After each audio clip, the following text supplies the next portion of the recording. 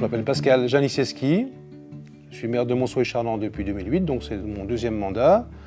J'avais effectué un mandat de conseiller municipal de 2001 à 2008 et ensuite j'ai accédé à la fonction de maire.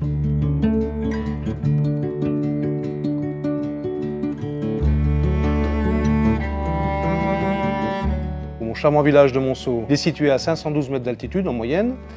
Il est composé de deux hameaux, le hameau des Charnans et le hameau de Grandmont, et bien sûr le bourg dans lequel nous sommes actuellement. Il s'étend sur une surface de 1858 hectares, dont 540 de forêt. Le dernier recensement fait état de 180 habitants. On a beaucoup de jeunes qui sont venus s'installer avec des enfants, majoritairement scolarisés à Bligny. Monceau abrite encore 3 exploitations agricoles, un paysagiste, un tailleur de pierre qui fait également de l'élevage de chevaux de sport.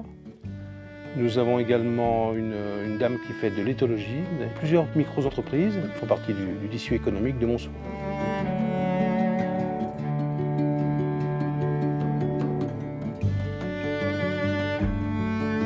À les ressources du village, à côté de toutes les taxes communales, impôts fonciers, impôts locaux, DGF, dotation d'État, etc., nous avons 6 logements communaux destinés à la location.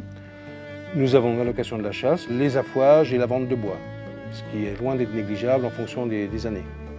D'accord. Et alors, vous avez la nuisance des éoliennes et aucun bénéfice? Si, nous avons touché pour la première fois la petite somme de 4 000 €, qui correspond à une éolienne.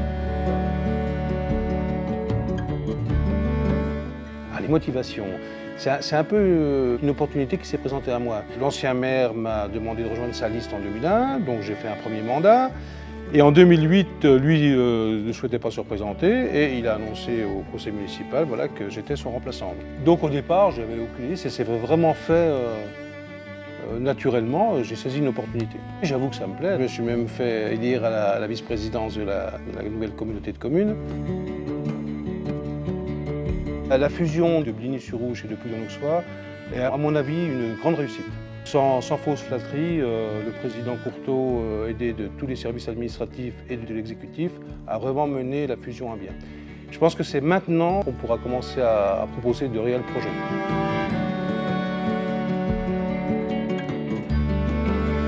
Monceau-et-Charnans se démarque par sa richesse patrimoniale.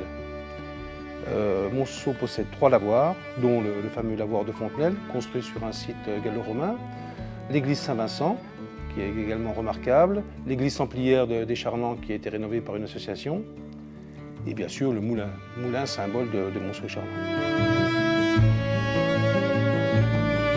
En ce qui concerne les travaux, nous avons effectué la réfection de l'ancienne forge. Nous avons également réalisé de grosses opérations en termes de sécurité routière, la mise aux normes d'accessibilité des bâtiments communaux.